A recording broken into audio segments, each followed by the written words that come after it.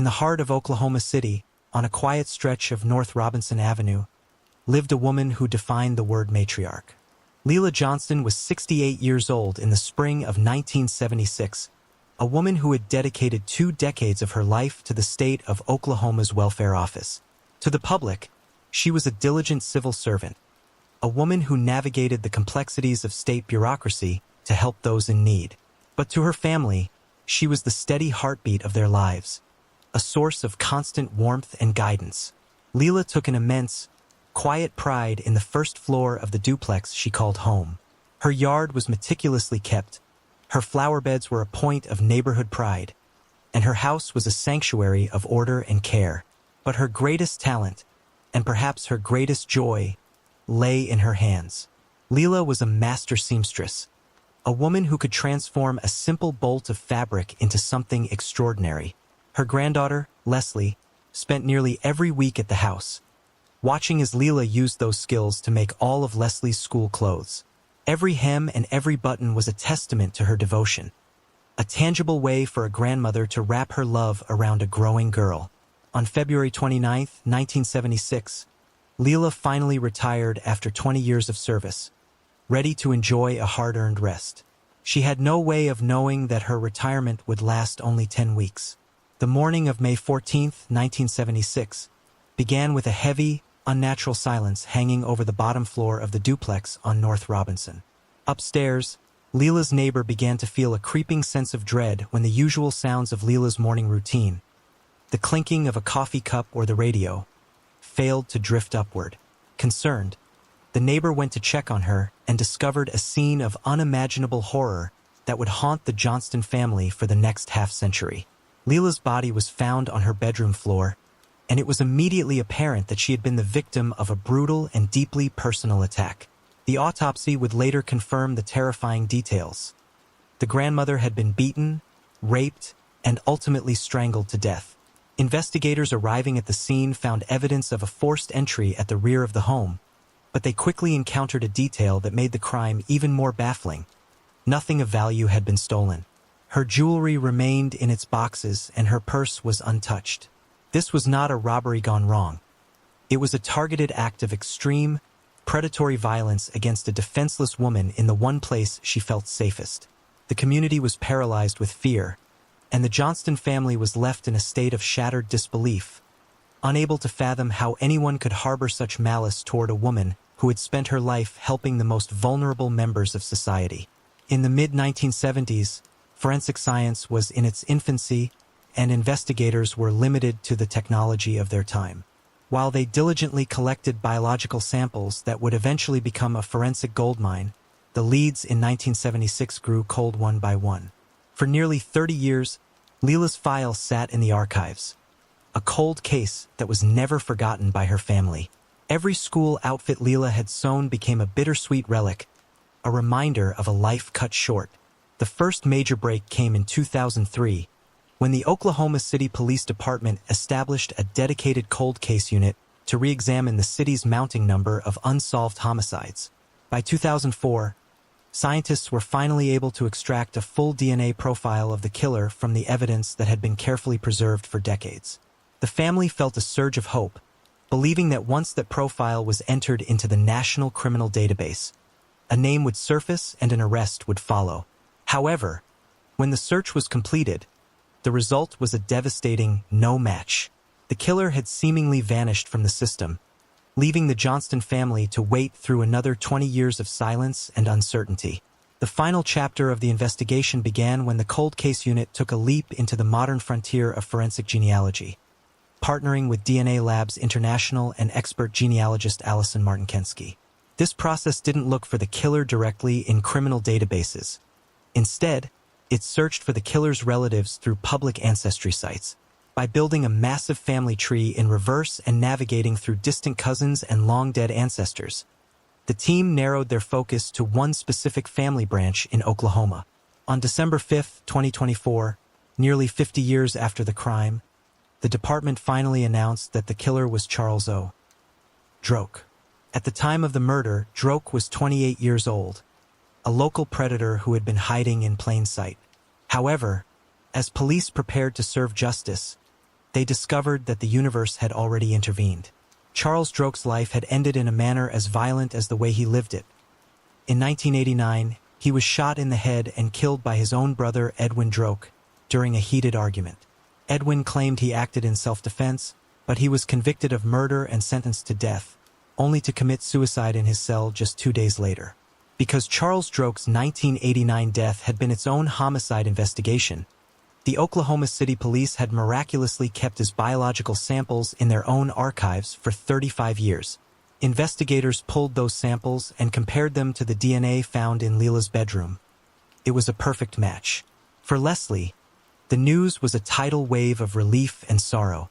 While Droke would never stand in a courtroom or face a jury of his peers, the irony of his violent end at the hands of his own brother provided a profound form of closure. To Leslie, it felt as though he had paid for his crimes through his own brutal demise. Almost 50 years after Leela Johnston sat at her sewing machine for the last time, the final thread of her story was finally tied off. The monster had a name, the mystery was solved, and a family could finally find the inner peace they had been denied for half a century. The memory of the kind woman on North Robinson was no longer overshadowed by a cold case file, but replaced by the truth. In 1967, 75-year-old Louisa Dunn lived a quiet, solitary life on Britannia Road in the eastern area of Bristol, England. Decades earlier, she had been a prominent fixture in the community, moving through the city's most prestigious circles alongside her first husband, Teddy Parker. Teddy was a respected city alderman, a man many believed was destined to wear the mayoral chains before his sudden death in 1945 cut his political ambitions short. Louisa eventually found companionship again with a night watchman named John Dunn. But by the early 1960s, she was widowed for a second time. While she remained a strong and determined woman, the successive losses took a visible toll on her. In her final years, she appeared increasingly frail, a delicate figure often seen walking to the local shops wrapped in her signature black velvet coat. Despite her withdrawal from the public eye, she remained a well-known and respected neighbor, a living link to the Bristol of a bygone era. The evening of June 27, 1967, offered a glimpse into the gentle routine Louisa maintained. She spent the night at the home of her close friend, Alice Clark, sharing a simple meal of custard and stewed gooseberries. As she prepared to walk home, she offered her standard, rhythmic farewell, "Good night, God bless. I don't know when I'll be seeing thee." It was a common phrase, but by the next morning, those words would take on a haunting significance. On June 28th, the neighborhood grew uneasy when Louisa failed to emerge for her daily errands. The concern deepened when a neighbor noticed a window at her home had been left slightly ajar. A chilling sight, as Louisa was meticulous about home security and never left her windows open. Upon entering the house to check on her, the neighbor discovered Louisa's body in the front room. The subsequent post-mortem examination revealed a brutal reality. The elderly woman had been raped and strangled to death in the sanctuary of her own home. The hunt for Louisa's killer was one of the most exhaustive in the history of the Bristol police. An army of 91 officers was assigned to the case, and over the course of the initial investigation, they interviewed more than 8,000 people. Despite this massive mobilization of resources and the public outcry over the violation of such a vulnerable citizen, no suspects were charged. The case file grew yellow with age, remaining one of the city's most enduring mysteries for over half a century. It would take exactly 57 years for the wheels of justice to finally turn, fueled by the relentless advancement of forensic science. On November 19, 2024, the investigation reached a stunning climax with the arrest of 92-year-old Ryland Headley at his home in Ipswich. Charged with the rape and murder of Louisa Dunn, Headley's arrest is believed to be the oldest cold case breakthrough ever recorded in the United Kingdom. At the time of the murder in 1967, Headley would have been in his mid-30s, a man in the prime of his life allegedly preying on a woman nearly twice his age. Following his arrest, he appeared before the Bristol Magistrates' Court via video link, looking a world away from the man he would have been decades earlier. During the proceedings, Headley was not required to enter a plea. He spoke only to confirm his basic details: his name, date of birth, and address, and to acknowledge his understanding of the legal process. While he was absent from a subsequent brief hearing at the Bristol Crown Court on November 21st, the legal framework for the long-awaited trial began to take shape. Judge Martin Picton set a trial date for June 16, 2025. With no application for bail submitted, the 92-year-old was remanded into custody, ensuring that after nearly 6 decades of silence, the story of Louisa Dunn will finally be told in a court of law. For a community that has carried the weight of this unsolved horror since the 1960s, the arrest represents a profound, if delayed, restoration of the scales of justice. Esther Gonzalez grew up as the fourth of 7 children in a large, vibrant household where family was the absolute center of her world. Within that busy home, Esther shared a particularly deep and unbreakable bond with her older sister, Elizabeth. Being only a year apart in age, the two were more than just siblings. They were confidants and constants in each other's lives. Those who knew Esther remembered her as a young woman of distinct contrasts. She was remarkably polite and possessed a mild-mannered temperament that often manifested as shyness in large groups.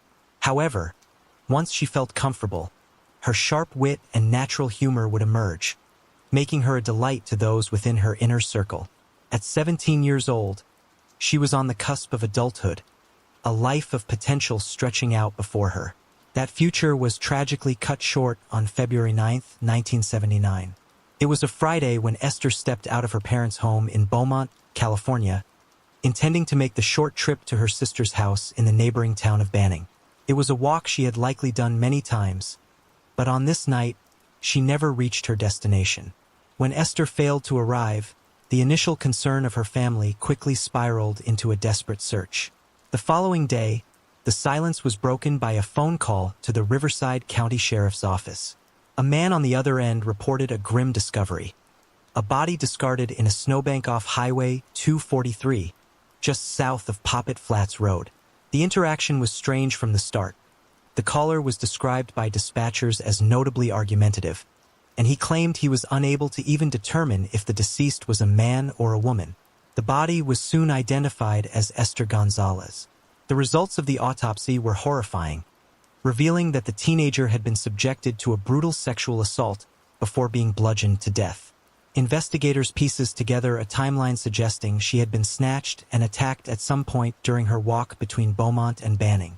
5 days into the investigation, authorities identified the man who had made that initial, prickly phone call as Lewis Randolph Williamson, known to most as Randy. Because of his proximity to the body and his odd behavior on the phone, he was a natural person of interest. When asked to sit for a polygraph examination, Williamson agreed. In a turn of events that would stall justice for nearly half a century, he passed the exam. With the technology of 1979 offering no other ways to link him to the scene, he was cleared of wrongdoing and the investigation eventually hit a wall.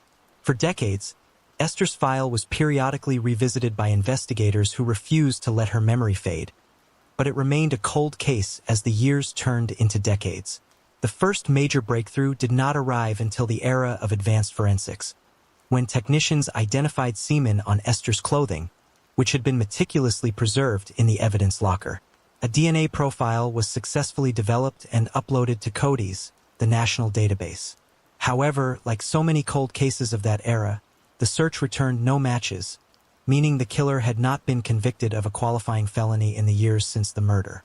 It wasn't until 2023 that the Riverside County Cold Case Homicide Team turned to the burgeoning field of investigative genetic genealogy, partnering with the Texas-based lab Othram Incorporated to find a different way forward.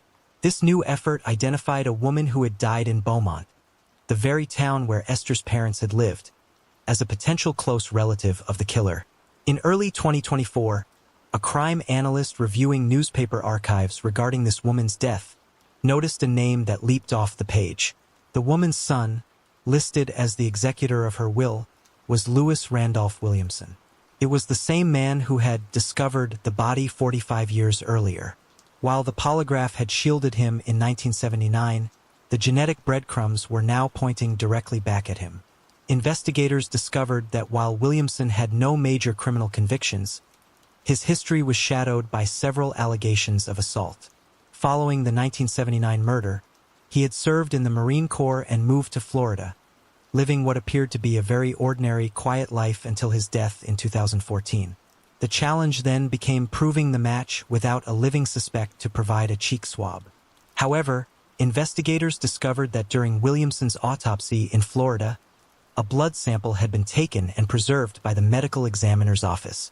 That sample was rushed to the California Department of Justice for definitive testing. On November 20, 2024, the Riverside County District Attorney's Office made the announcement the Gonzalez family had waited 45 years to hear. The DNA from the Florida autopsy was an exact match to the evidence found on Esther's body. Lewis Randolph Williamson was officially identified as her rapist and murderer. The news brought a complex wave of emotions to the surviving members of the Gonzalez family. Her oldest brother, Eddie, took to social media to express the family's profound gratitude to the sheriff's department, noting that after 4 decades, they finally had the closure they sought. For Elizabeth, the sister who had been waiting for Esther to arrive at her house that cold February night, the resolution was bittersweet. In an email to CNN, she expressed her happiness that the truth was finally out, though she admitted a lingering sadness that Williamson had died a free man, never having to spend a single day in a prison cell for the life he stole. Despite the lack of a trial, the shadow that had hung over the family since 1979 was finally lifted, replaced by the certainty of justice. Michelle Miller was a woman whose life was defined by both her service to her country and her profound devotion to her family. By 1992, the 29-year-old had transitioned from the structured world of the United States Army into a civilian life that was becoming increasingly fraught with hardship.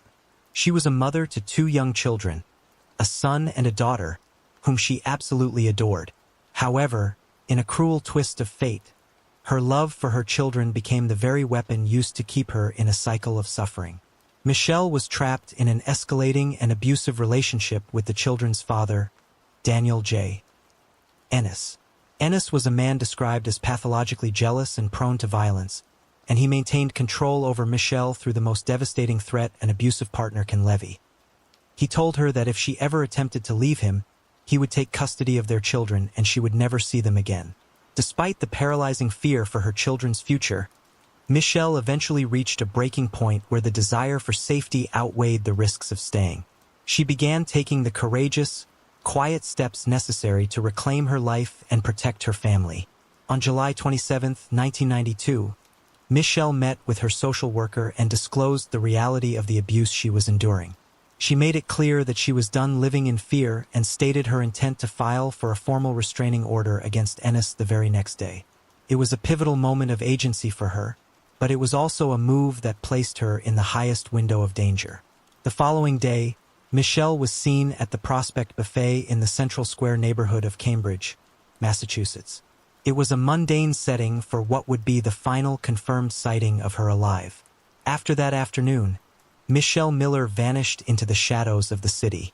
The search for Michelle ended in a grim discovery 2 weeks later. Residents at 245 Washington Street had begun complaining to the authorities about a pervasive, foul odor emanating from the lower levels of the building. When police arrived to investigate, they descended into the building's filthy, neglected basement. There, they discovered Michelle's body. She was partially clothed, and in a final, eerie gesture by her killer, her face had been covered with a blanket. For more than 3 decades, the question of who had entered that basement and taken Michelle's life remained an open wound for her children and the Cambridge community. The case grew cold, relegated to files in the archives, but the investigators never truly let it go. The silence was finally broken on December 16, 2024, when Middlesex District Attorney Marion Ryan and Cambridge Police Commissioner Christina Lowe made a stunning announcement. After 32 years, 65-year-old Edward J. Watson had been arrested and charged with Michelle's murder. The details revealed by the prosecution painted a picture of a calculated and cold-blooded conspiracy. Authorities alleged that Michelle's death was not a crime of passion or a random act of violence, but a murder-for-hire plot. They claimed that Watson had carried out the killing at the direct behest of his associate Michelle's own partner, Daniel J. Ennis. While Ennis was the alleged architect of the hit, He could no longer be held accountable in a court of law. He had died in 2012 while serving a 15 to 20-year sentence in state prison for an unrelated manslaughter conviction. Edward Watson, however, remained alive to face the consequences. Watson was no stranger to the justice system, boasting a record of at least 13 felony convictions and a history of domestic violence that had led a former girlfriend to seek a restraining order against him. Interestingly, Watson had been on the police's radar since the very beginning. During the initial 1992 investigation, he was identified as one of the last people to have seen Michelle alive, though at the time, there wasn't enough evidence to move him from a witness to a suspect. The breakthrough came during a recent, intensive review of the case by cold case investigators. Watson was interviewed 3 separate times as part of this renewed push. It was during the third and final interview that the veteran criminal's resolve allegedly crumbled, and he made a series of deeply incriminating statements that finally linked him to the basement on Washington Street. During his arraignment in Cambridge District Court, prosecutor David Solit provided the court with the chilling details of Watson's alleged confession. According to the prosecution, Watson admitted for the first time that he had been present in the abandoned apartment area at the time of Michelle's death. He reportedly confessed to being the one who struck the first blow, initially claiming he used his fists before changing his story to say he had used a stick or a board. Crucially, Watson allegedly admitted that while other men had been in and out of the apartment earlier that evening, he was alone with Michelle when he delivered the fatal blows that ended her life. A plea of not guilty was entered on his behalf, and as he awaits his next court date in February 2025, the legal process is finally moving forward. For Michelle's children, now adults who have spent the majority of their lives wondering about their mother's fate, the news of the arrest brought a complicated and painful form of closure. District Attorney Ryan spoke with both of them personally to deliver the news that their father was the one believed to have orchestrated their mother's execution. Ryan described the revelation as bittersweet. It provided the comfort of knowing that the police had kept their promise to never give up on Michelle, but it also forced them to confront the devastating reality that the person who should have been their protector, their biological father, was the very person who set her murder in motion. The stitches of the school clothes Leila Johnston once made may be gone, but the threads of justice in Michelle Miller's case are finally being pulled tight. Family was the cornerstone of Byron Carr's world, a foundation built on deep-rooted loyalty and affection. He and his brother, John, were very close in age, a factor that helped forge a powerful, lifelong bond between them. Into his adulthood, Byron remained remarkably close with his parents, particularly his mother, maintaining a relationship defined by frequent contact and mutual respect. Beyond his family, Byron was a man who moved through the world with ease, surrounding himself with a wide circle of friends and nurturing a passion for travel. Professionally, he was a highly respected English teacher at Montague Regional High School. To his students, Byron was more than just an educator. He was a mentor with a heart of gold, who took a genuine, lasting interest in their lives long after they had moved on from his classroom. By 1988, the 36-year-old Byron was living in a home on Lapthorne Avenue in Charlottetown, Prince Edward Island. He took immense pride in his residence, keeping it in a state of meticulous neatness that reflected his organized and thoughtful nature. It was within the sanctuary of this home that Byron Carr's life would be cruelly extinguished on November 11, 1988. The scene discovered inside the Lapthorne Avenue house was one of chilling brutality. Byron had been strangled with a towel, and his body had been stabbed several times after his death. The killer had left behind a terrifying message, scrawling the words, "I will kill again," on Byron's wall, a taunt that sparked immediate fear throughout the community that a serial predator was on the loose. Additionally, Byron's wallet was missing. Investigators found no signs of forced entry, leading them to believe that Byron and his killer had engaged in consensual activity prior to the violence. This detail touched upon a deeply private aspect of Byron's life. He was gay, but in the social climate of 1988, he had kept his sexuality hidden to escape the rampant discrimination of the era. He had not even come out to his parents, despite their closeness. The murder resulted in Byron being publicly outed, a development that added a layer of tragedy to an already horrific event. In the years that followed, investigators and Byron's family alike would acknowledge that the societal stigma surrounding his sexuality led to a heartbreaking lack of public interest and cooperation in the case. Byron's brother, John, would later reflect on the cold atmosphere of the late 80s, noting that being gay in 1988 was not something the public eye viewed with kindness. He recalled that even public officials seemed lukewarm toward the investigation, while members of the LGBTQ+ community lived in a state of dual terror, fearing they might be the killer's next target while simultaneously realizing that the wider community's indifferent response meant they were not truly safe on Prince Edward Island.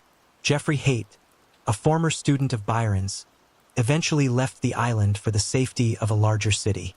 He later observed that the Shadows Society forced gay men into often led them into contact with dangerous individuals they otherwise would never have encountered. Despite the lukewarm public response, the police did preserve physical evidence, including the most significant clue, the killer's underwear left behind at the scene. Testing revealed both male and female DNA, suggesting the owner was bisexual, and the small size of the garment, fitting tightly on a mannequin with a 29.5-inch waist, provided a physical profile of the suspect. For decades, the case remained a frustrating mystery. Police continued to visit Byron's parents every few years, even when there was little progress to report, keeping a promise to a family that refused to let the fire for justice die out. The case was formally reopened in 2007, with investigators hoping that a more accepting modern society would finally embolden witnesses who had been too frightened to speak in 1988. This renewed push included the release of a composite sketch of a man who had attacked another gay man in Charlottetown shortly after Byron's murder. The investigation also delved into the theory that the killer had not acted entirely alone in the aftermath. Evidence suggested that after the initial strangulation, the killer had brought an accomplice back to the house to help clean up and confuse the investigation. It was during this second visit that the stabbings likely occurred, the note was written, and the wallet was stolen. 2 independent witnesses eventually came forward, claiming a man, since deceased, had confessed to helping the killer tamper with the scene. The breakthrough finally arrived in 2024 through the power of investigative genetic genealogy. Working with Wyndham Forensics Group and Convergence Investigative Genetic Genealogy, the Charlottetown Police Service identified familial matches in public databases that led them directly to a suspect. On January 26, 2024, Chief Brad McConnell announced the arrest of 56-year-old Todd Joseph Gallant, also known as Todd Joseph Irving. Gallant, who was only 21 at the time of the murder, had lived in Charlottetown in 1988 before moving to the United States and living in Texas and Arkansas. He had only returned to Prince Edward Island in 2022. He was charged with first-degree murder and interfering with human remains. A second individual was also detained but later released as the investigation into the cleanup crew continued. For Byron's family, the arrest was the conclusion of a 35-year odyssey. Though Byron's parents passed away just a few years before the charges were laid, his mother's words on the day of his burial, that it wouldn't be over until they knew what happened and why, remained the family's North Star. John Carr was present at the press conference, witnessing the moment a name was finally put to the shadow that had haunted his family. He described the feeling as a massive weight being lifted, a sense of release that had been decades in the making. The neat house on Lapthorne Avenue had finally yielded its secrets, and while the man with the heart of gold could not be brought back, the silence that had protected his killer for 35 years was finally, decisively broken.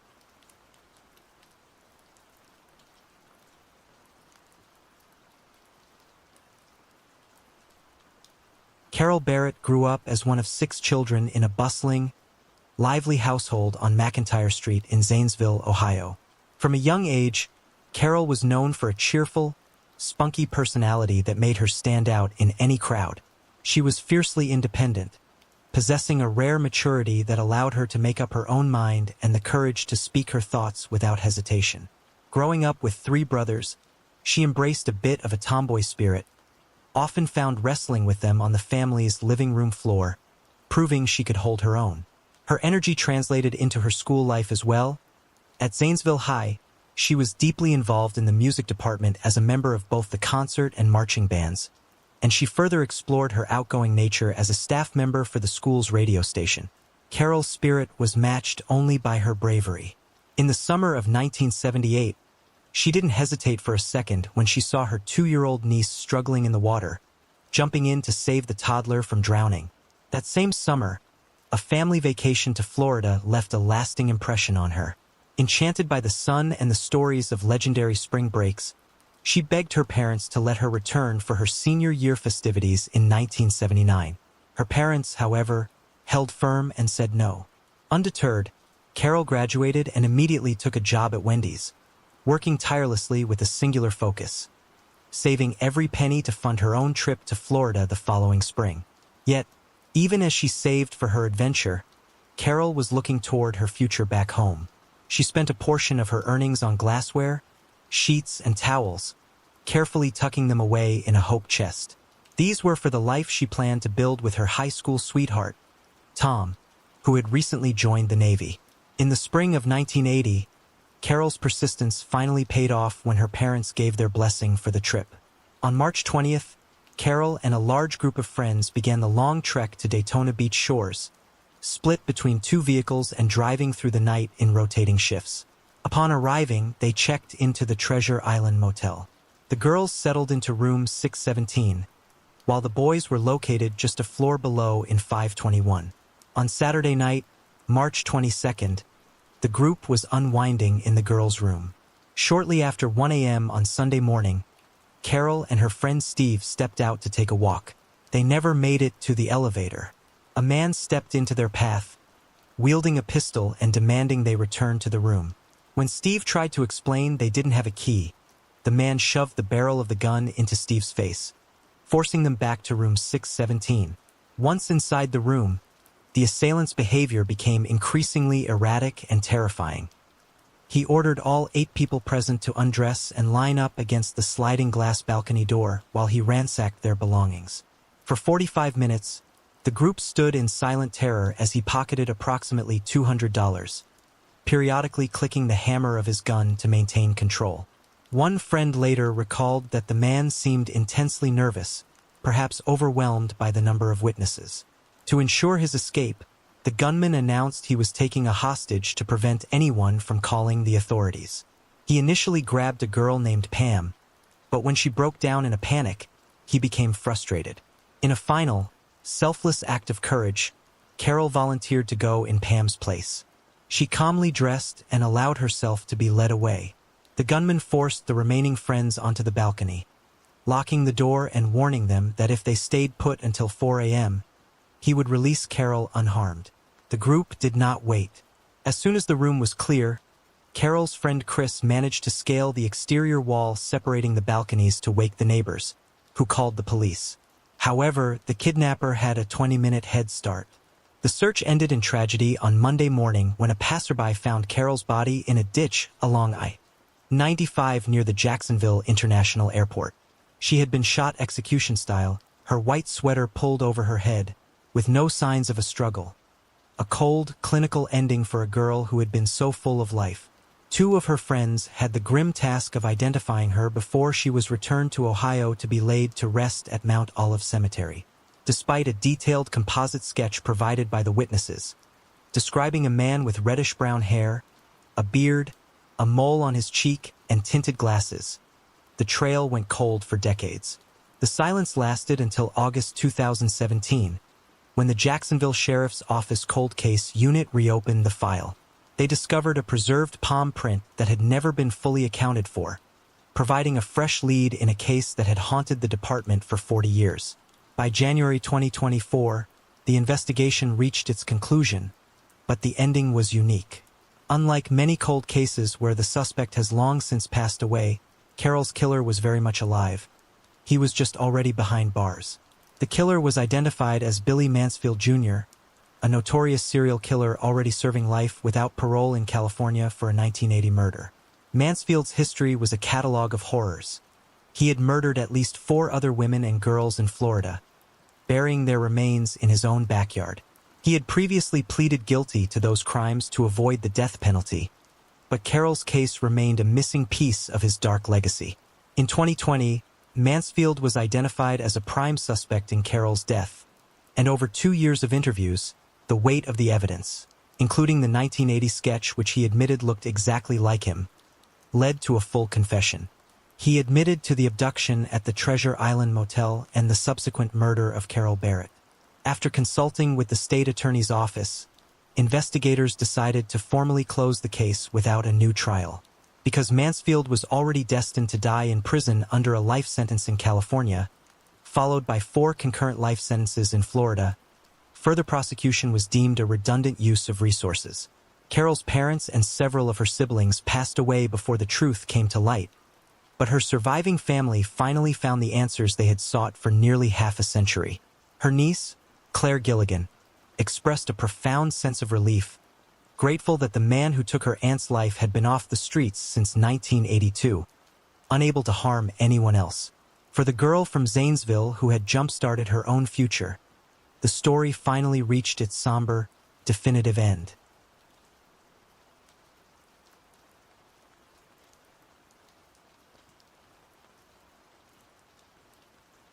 Burt Allen Mann was a man of deep intellectual curiosity and a profound sense of duty, qualities that defined his life from his early years in Graham, Texas.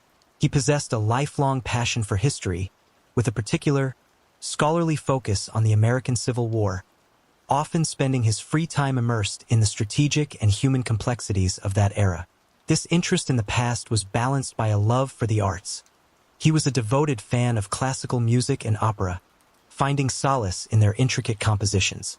Burt's academic journey led him to the University of Texas at Austin, where he earned a Bachelor of Science in Zoology, but his commitment to service took him far beyond the classroom. He served with the U.S. Marines as a Navy corpsman during the Vietnam War, providing critical medical care under the most harrowing conditions. By 1994, the 46-year-old Burt had built a peaceful life in South Austin with his wife, Dawn. They lived in the 2500 block of Stargrass Circle, a quiet neighborhood where they expected to grow old together. The tranquility of that life was shattered on May 12, 1994. Dawn returned to their home that afternoon to a sight that would haunt her forever: her husband's body lying on the floor. The investigation revealed a sequence of events that suggested a tragic coincidence of timing. It appeared that a burglar had forced entry through a back door, likely expecting the house to be empty during the workday. However, Burt arrived home while the intruder was still inside. A violent struggle erupted near the front door as Burt, true to his Marine training, fought back against the interloper. During the altercation, Burt was stabbed multiple times, injuries that proved fatal. The crime was immediately flagged as unusual by the Austin Police Department. Typically, those committed to property crimes like burglary flee at the first sign of a resident. The choice to stay and engage in a lethal struggle, especially in the middle of the afternoon when the neighborhood was active with children returning from school, pointed to a particularly dangerous individual. Over the ensuing decades, more than 20 detectives cycled through the case, refusing to let the file go dormant. A significant breakthrough finally began to take shape following the establishment of the department's cold case unit in 2005. Technicians turned their attention to a bloodstain that had been meticulously preserved from the 1994 crime scene. It was a silent witness to the struggle. Investigators believed the killer had been injured as Burt fought for his life, leaving behind a trail of his own DNA. While a profile was successfully developed from the stain, the initial hope for a quick resolution faded when it was entered into CODIS, the National Criminal Database, and returned no matches. The killer, it seemed, had managed to avoid any subsequent felony convictions that would have required his DNA to be on file. The tide finally turned in March 2023 when the unknown profile was sent to Bode Technology for investigative genetic genealogy. This cutting-edge process allowed experts to map out the killer's family tree using public ancestry databases. By June of that year, the search led them to a man who had never once appeared on the police's radar: Kenneth Wayne Robbins. At the time of the identification, Robbins was living in Lubbock, Texas, working as a long-haul truck driver, a profession that allowed him to move across the country with ease. Austin detectives initially attempted to collect DNA from items Robbins discarded in his trash, a common surreptitious tactic, but his life on the road made this impossible. Consequently, on September 8, 2023, investigators traveled to Lubbock with a search warrant in hand. They confronted Robbins at his place of employment and legally obtained a DNA sample. While he complied with the warrant, he maintained a stony silence, refusing to utter a single word to the detectives. The resolution of the case took a final, dark turn just 5 days later. Robbins' employer contacted the Austin Police Department, concerned that the GPS tracker on the truck Robbins was driving showed it had been stationary at a truck stop in Weatherford, Texas, for an unusually long period. When local Weatherford officers performed a welfare check, they discovered Robbins dead inside the cab of his truck. The autopsy later confirmed he had taken his own life. On February 8, 2024, the Austin Police Department officially announced that Kenneth Wayne Robbins was the sole person responsible for the 1994 murder of Burt Allen Mann. The DNA sample taken in Lubbock was a perfect match to the blood left at the crime scene 30 years prior. Had he not committed suicide, Robbins would have been charged with capital murder.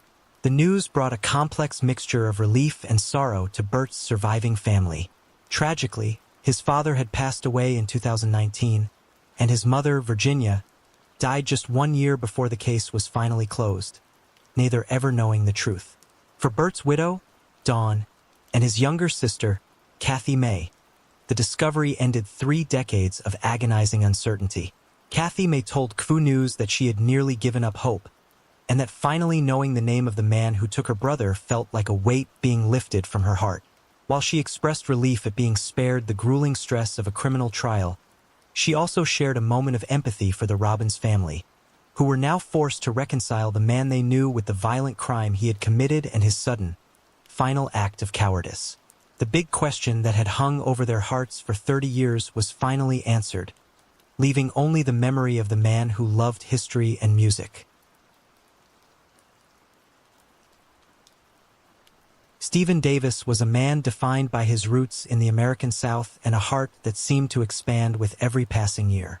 Born in Montgomery, Alabama in 1952, he moved with his family to Pensacola, Florida, when he was just a toddler. It was in the coastal air of Pensacola that Stephen grew up, attending local schools and eventually graduating from high school in 1970. His commitment to self-improvement was evident when, as an adult, he returned to his studies, successfully graduating from Pensacola Junior College in 1985. While Stephen never married or raised children of his own, his life was far from solitary. He remained a foundational pillar for his family, maintaining an exceptionally close relationship with his mother and his 2 sisters. He was the kind of son and brother who didn't just call. He showed up, making frequent visits and ensuring he was a constant, supportive presence in their daily lives. Those who knew Stephen described him as a man of immense compassion and a rare, genuine friendliness.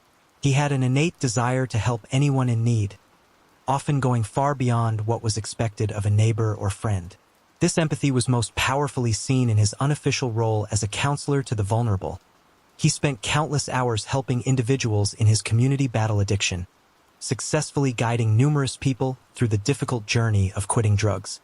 Because he genuinely enjoyed the company of others and loved hearing the stories of people from all walks of life, Stephen eventually found his calling behind the wheel of a cab. He viewed his passengers not just as fares, but as neighbors, and he took pride in providing a safe ride through the streets of the city he loved. However, the safety he provided others was not afforded to him on the tragic morning of August 26, 1998. Stephen had just completed an exhausting 12-hour shift, navigating the late-night rhythms of Pensacola.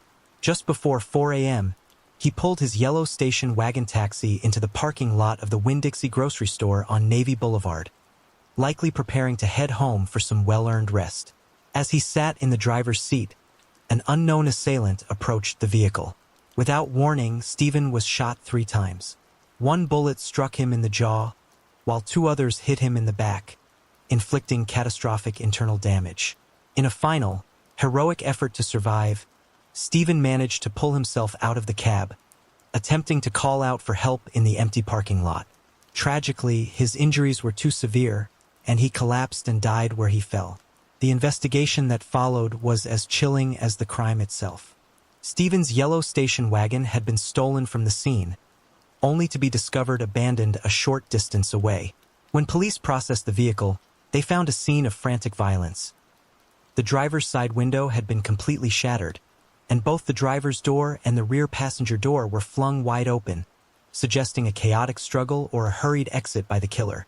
Amidst the wreckage of the cab, investigators found a singular, vital clue that would serve as the focal point for forensic hopes in the years to come. A lone fingerprint preserved within a globule of biological material. For decades, this mark stood as the only silent witness to the man who took the life of a driver who had spent his final hours helping others get home safely. The quiet peace of a local cemetery was shattered on June 30th, 1989, when the routine task of lawn maintenance turned into a missing person's nightmare. Kelly Workman had been seen earlier that day mowing the grass at the cemetery, but as the sun began to set, a passerby noticed her lawnmower sitting idle and unattended. Only about a third of the grass had been cut, and Kelly was nowhere to be found. When her parents were notified, their concern immediately escalated into pure terror. Kelly was a woman of habit and extreme caution. She was notoriously wary of strangers and wouldn't even engage with motorists who pulled off the highway to ask for directions at the nearby church. The scene at the cemetery confirmed their worst fears. Kelly's car remained in the parking lot with the keys still hanging in the ignition, and her purse, containing $100 in cash, was still at her home. It was glaringly obvious that she had not left the area of her own volition. The community response was immediate and massive. That very evening, a search party of 50 local volunteers formed, scouring the landscape on foot, on horseback, and from the air via helicopter. For nearly a week, the Mark Twain National Forest and the surrounding Douglas County area were combed by hundreds of people desperate to find the young woman. The search reached a heartbreaking conclusion on July 7th, when Kelly's body was discovered submerged in a creek within the forest near Oldfield, more than 10 miles away from the cemetery. In a particularly cruel twist of fate, two of Kelly's own uncles were part of the specific search group that made the discovery. The trauma of that moment was so profound that, even decades later, they remain unable to speak about the day they found their niece. Because of the summer heat and the fact that her body had been in the water, decomposition had progressed rapidly, making the forensic task nearly impossible. It was difficult for the medical examiner to pinpoint specific injuries or even conclusively determine a cause of death, and Kelly had to be identified through her dental records. Her funeral was a testament to the impact she had on her community. Over 400 people attended, with the small chapel overflowing into the lobby. She was ultimately laid to rest in the very cemetery where she had last been seen alive, her grave a permanent reminder of a life stolen. For 35 years, the case remained a frustrating mystery, though the names of potential suspects whispered through the town. It wasn't until February 21, 2024, that the Douglas County and Christian County Sheriff's Departments finally announced a breakthrough. 3 men, Bobby Lee Banks, Leonard Dwight Banks, and Wiley Belt, were arrested and indicted on charges of first-degree murder, forcible rape, and first-degree kidnapping. This long-awaited justice was reportedly made possible by a witness who finally came forward with rock-solid testimony that provided the missing link investigators needed to build a prosecutable case. Interestingly, the Banks brothers had been on the police's radar within the first year of the murder, but a lack of physical evidence had stalled the process. The history of the investigation reveals a long game of cat and mouse between the suspects and the law. In 1990, Dwight Banks had actually passed a polygraph test, while his brother Bobby failed one after an ex-girlfriend revealed he had begged her to provide a false alibi for the night of the murder. Dwight even gave a brazen newspaper interview in 1995, admitting he had been questioned and shockingly acknowledging that he had made jokes about the murder while intoxicated. Although DNA samples were taken from the men in 1999, the technology of the time was unable to produce a match from the degraded crime scene evidence. Now, as the legal proceedings finally begin, the 3 men have sought changes of venue for their trials. As of the spring of 2024, Wiley Belt remains under house arrest on a surety bond, while the Banks brothers continue to navigate motion hearings from custody, finally facing the reckoning that Kelly Workman's family has sought since that hot afternoon in 1989. Valerie Ames was a woman who found her greatest peace in the rugged beauty of the outdoors. At 31 years old, she was known for her love of the open air, whether she was setting up a campsite under the stars or feeling the rhythmic stride of a horse beneath her. But as much as she loved the wilderness, that affection paled in comparison to the devotion she held for her two young daughters, Pamela and Michelle. One of the most poignant memories remaining of Valerie centers on a milestone of childhood: Michelle's 5th birthday party. It was a joyful, sun-filled celebration themed around Barney the dinosaur.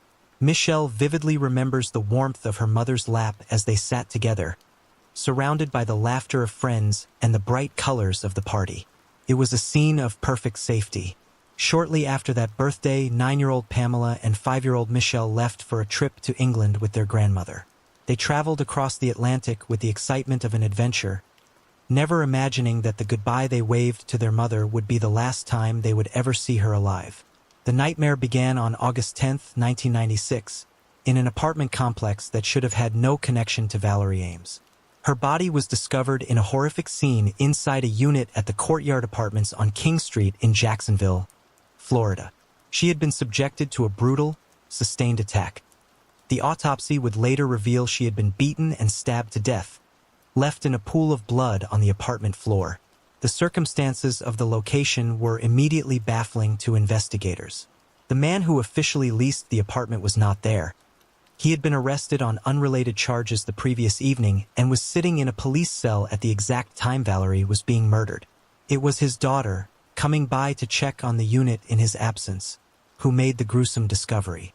Because the resident was in custody, he was quickly cleared as a suspect. Furthermore, he claimed he had absolutely no idea who Valerie was, failing to recognize her even when shown a photograph. The logistics of the crime suggested a predator who was both opportunistic and familiar with the area. Valerie lived in the suburban neighborhood of Arlington and did not own a vehicle. There was no clear reason for her to be in the King Street area of Jacksonville, nor was there an obvious way for her to have traveled that distance on her own. This led detectives to a chilling theory. Valerie had likely been abducted or lured by someone with a car, who then brought her to the temporarily vacant apartment. The unit had been left unlocked following the tenant's arrest the night before, providing the killer with a secluded, invisible space to commit a crime of unimaginable violence.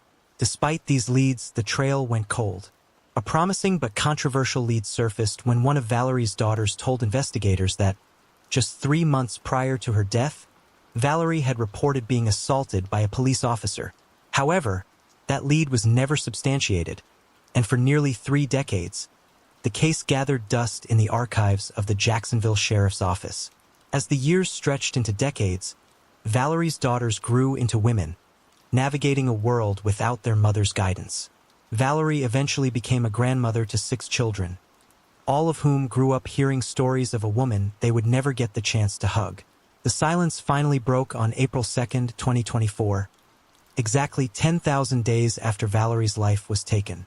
Jacksonville Sheriff T.K. Waters stood before the media to announce a monumental breakthrough. Following a relentless pursuit by the cold case unit and significant leaps in forensic technology, 69-year-old Jerry Phillips of North Carolina had been arrested.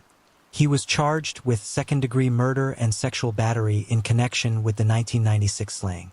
While the ongoing nature of the prosecution meant that many specific details remained under seal, the sheriff did offer one chilling clarification. Phillips was not a total stranger to Valerie, though the exact nature of their acquaintance remains a detail reserved for the courtroom. The news of the arrest rippled through a family that had long ago adjusted to the weight of an unsolved tragedy. Valerie's mother, June, who had endured 28 years of mourning, was still alive to see the handcuffs finally click shut. She sent a moving statement to be read at the press conference, a testament to a mother's unending memory. Valerie's daughter Michelle stood at the podium herself, her voice carrying the collective grief of nearly 3 decades. She told the assembled crowd that the passing years had done nothing to numb the pain of her mother's non-existence. She described how Valerie's final moments of torture had become a daily shadow over their own lives. Standing here today, almost 28 years later, Michelle stated, "We now have some answers on our beautiful mother Valerie, and she has finally reached her chance to have justice For the family, the arrest of Jerry Phillips represented more than just a legal victory. It was the tying off of a jagged thread that had been left hanging since that Barney-themed birthday party in 1996. Finally, they hoped Valerie could rest in peace. November of 1966 was supposed to be a season of quiet joy and new beginnings for 18-year-old Karen Snyder. Life in Calumet City, Illinois, had recently become centered around the rhythmic needs of a newborn. Karen and her husband, Paul, had welcomed their first child, a daughter named Paula, just 10 weeks earlier. The young couple was busy navigating the exhausted bliss of new parenthood, unaware that their family unit was only days away from a violent, permanent fracture. On the evening of November 12th, Paul was working a grueling double shift to provide for his growing family. Throughout the night, a sense of unease began to gnaw at him when his repeated phone calls to the house went unanswered. Unable to shake the feeling that something was wrong, Paul eventually left his post to check on Karen. When he pulled up to their home in the 400 block of Wilson Avenue just after 11 p.m., his heart sank. The house was shrouded in darkness, and the blinds, which Karen religiously closed at dusk, were still wide open, offering a voyeuristic view into a silent home. The scene Paul discovered inside their bedroom was a tableau of pure carnage. Karen lay dead, her clothing in disarray, the victim of a frenzied and personal attack. The autopsy would later reveal the staggering level of violence. The 18-year-old mother had been stabbed 125 times. Investigators estimated she had been killed roughly 6 hours before Paul walked through the door, meaning she had been dead since the late afternoon. In a haunting juxtaposition to the violence in the bedroom, baby Paula was found sleeping peacefully in her bassinet in the living room, physically unharmed but now motherless. The initial police response was hampered by a lack of forensic technology. No usable fingerprints could be recovered from the scene. While detectives held out hope that blood smears found on a basement window might yield a lead, the trail quickly went cold. Because there were no signs of forced entry, police operated under the chilling assumption that Karen knew her killer, that she had recognized the person at the door and willingly let her murderer into her sanctuary. For the next 2 decades, the shadow of the murder loomed over Paul Snyder. According to his daughter, Paula, her father spent every day of his remaining life fighting to see her mother's killer brought to justice. However, his grief was compounded by a secondary trauma. In the immediate aftermath of the killing, the police had labeled Paul their primary suspect. He was subjected to the grueling machinery of a high-profile investigation, undergoing 4 separate polygraph examinations and providing numerous samples of his hair and blood. Even when his blood type failed to match the 2 distinct types found on the blood-soaked bedsheets, the cloud of suspicion never fully dissipated in the eyes of the law. Paula firmly believes that the sheer weight of this unresolved grief, combined with the stress of being falsely accused, led to her father's premature death in 1989. Paul passed away at the age of 45, nearly 35 years before he would finally be proven right about the identity of the man who destroyed his life. The man Paul had long suspected was James Barbier, a man who was no stranger to the Snyder household. Barbier had been one of Paul's co-workers at a local railroad and was considered a family friend. His betrayal of that friendship was so profound that he even served as a pallbearer at Karen's funeral, carrying the casket of the woman he is now accused of butchering. Barbier had actually been an early focus of the 1966 investigation due to the suspicious behavior reported by his own wife. On the night of the murder, Barbier arrived home much later than expected, nearly missing his own anniversary party. His appearance was alarming. He was covered in blood, with a visible head wound and deep lacerations on his hands. He immediately stripped and thrust his clothes into the washing machine, claiming he had simply tripped over a tree stump while leaving a tavern. Though he was arrested in late 1966, the lack of DNA technology meant the evidence was purely circumstantial, and police were forced to release him back into the community. The journey toward a resolution was a long and frustrating road for Karen's daughter. In 2009, Paula Larson approached the Calumet City Police in a desperate attempt to have her mother's case reopened. She was met with a wall of bureaucracy. A detective told her that the evidence was simply unavailable or lost, leaving her feeling defeated and convinced that the truth would die with Barbier. The breakthrough didn't come from a direct lead, but from the persistent curiosity of a distant relative. Kevin Seeley, a fourth cousin of Paula's who had never even met her, had grown up hearing the tragic legend of Karen's murder from his grandmother, Dee. The story of the poor, young woman had haunted Dee for over half a century. In December 2022, Kevin decided to take a chance and contacted the Calumet City Police. This time, he reached a new generation of detectives who were willing to dig through the archives. Unlike the previous attempts, this modern review of the case file was exhaustive.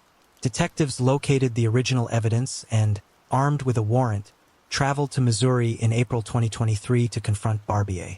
Now 79 years old, Barbier sat through a 90-minute interview, stubbornly clinging to the same tree stump story he had told in 1966. However, the science had finally caught up to his lies. A DNA profile developed from Karen's clothing was compared to the sample taken from Barbier, resulting in a definitive match. On April 29, 2024, Barbier was taken into custody at his home outside St. Louis. Upon his arrest, he reportedly told officers that he knew this day would eventually come.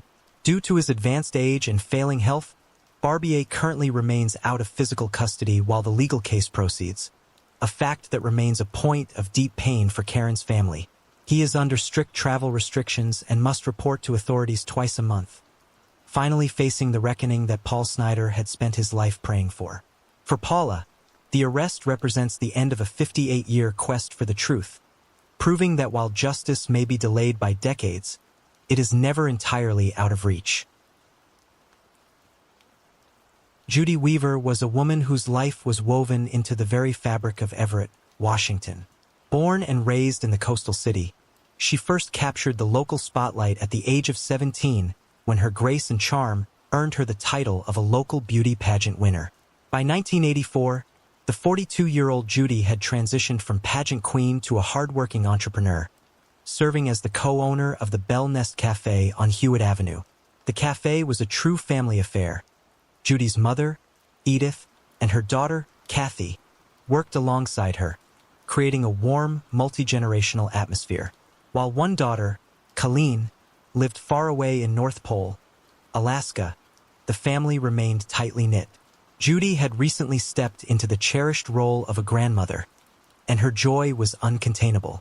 She had decorated the Bell Nest Cafe with "It's a boy" signs, proudly announcing the birth of her grandson, Levi, to every customer who walked through the door. The evening of June 1, 1984, marked the conclusion of the local Salty Sea Days Festival, a time of celebration in Everett. After a long shift at the cafe, Judy began her routine walk home. A witness later reported seeing her at the Dairy Queen just half a block from her apartment, a frequent stop where she enjoyed buying vanilla ice cream as a small reward after work. That simple, mundane purchase would be the last time anyone saw Judy Weaver alive.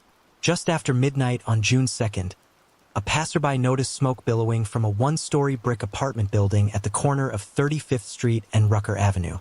A 911 call was placed from a nearby payphone, but by the time firefighters fought their way into the smoke-filled unit, they were met with a scene of unfathomable cruelty. Inside her own home, Judy's body was found bound with a terrifying array of ligatures, including phone cords, pantyhose, and scraps of fabric. She had been brutally strangled to death, and in a detail that highlighted the predatory nature of the attack, her clothing had been meticulously cut away with a knife. The killer had then set fire to her bed using paper towels and a jar of Pond's cold cream in a desperate attempt to destroy forensic evidence.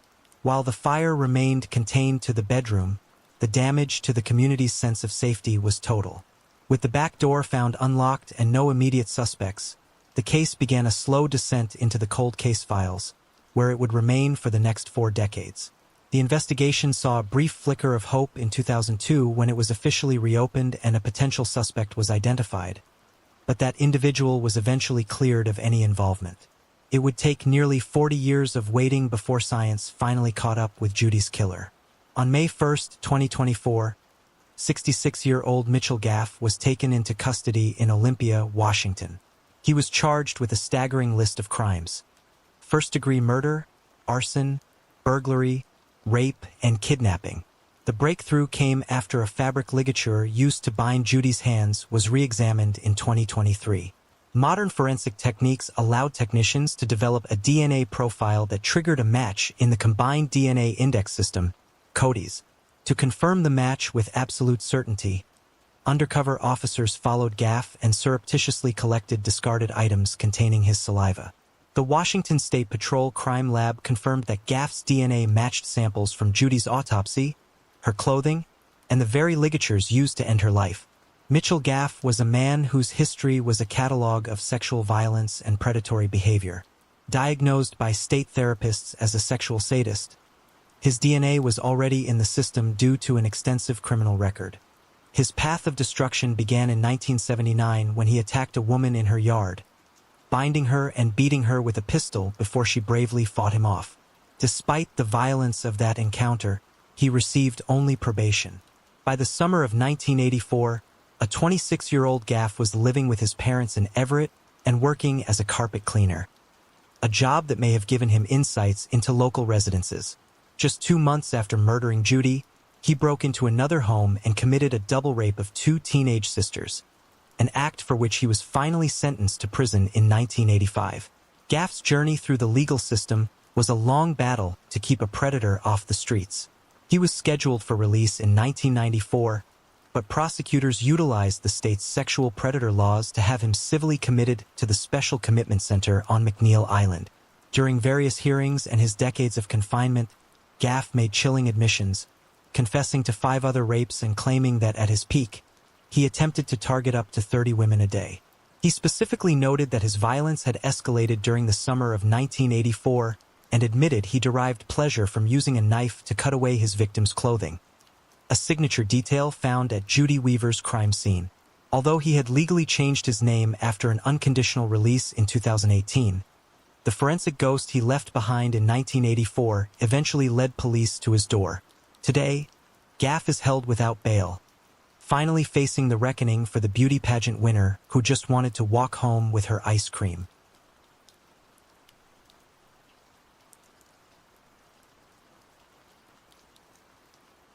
Mary Jane Croft was born on November 19, 1911, in Montana, West Virginia, the 4th of her parents' eventual 8 children. When she was 17, she became Mary Jane Van Gilder when she married her husband, James. Mary Jane would give birth to 7 children, although only 5 of them survived their births. Twins Alan and Alice were stillborn in 1935. The family lived on a farm along Prickett's Creek outside of Fairmont, West Virginia. By 1943, the Van Gilders' marriage appears to have deteriorated. Early that year, Mary Jane moved out of the family home and into an apartment in Fairmont, above the Fairmont Theater. There have been reports that James was abusive towards Mary Jane, but confirming these reports is difficult due to the passage of time, so the exact reasons for Mary Jane leaving remain difficult to verify. Mary Jane worked in Fairmont for about a year before she moved to Ohio. She lived in residences in both Plymouth and Willard during her time in Ohio. In Ohio, Mary Jane was employed at the Wilkins Army Air Force Depot in the town of Shelby, where she worked as a high lift and fork operator. She did not have a car to commute to work, but luckily was able to get rides from coworkers. Mary Jane remained in contact with her children for a time, although that contact was sporadic and gave them little information about why she was living apart from them or about her life in Ohio. In addition to her letters, she would sometimes send them clothes. On multiple occasions, she also mailed them war bonds she had purchased at branches of the People's Bank around Shelby.